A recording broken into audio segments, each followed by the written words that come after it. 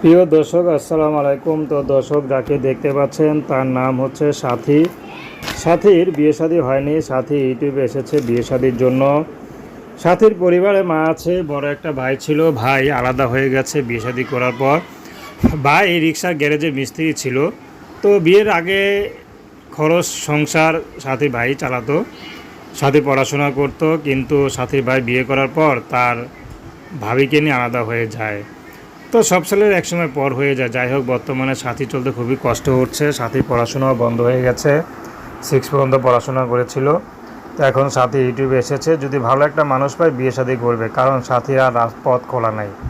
কারণ জানে সাথীর আর পড়াশোনা হবে না, কারণ পড়াশোনা করতে গেলে টাকা লাগে। তো সাথী চাচ্ছে যদি এখন সময় মতো বিয়ে শাদী করে ঘর সংসার করতে পারি তাতেই খুশি। কারণ এমনি গরিবের মেয়ে, যদি বয়স বেশি হয়ে যায় তাহলে আর বিয়ে হবে না। তার সময় থাকে থাকে সাথী বিয়ে শাদী করতে চাচ্ছে, সে যেমনই হোক না, যদি কোনো বুড়ো মানুষও হয়, যদি তার সেবা করতে হয় সাথী রাজি আছে। তো প্রেম ভালোবাসা বিয়ে শাদী আপনাদের ব্যক্তিগত ব্যাপার।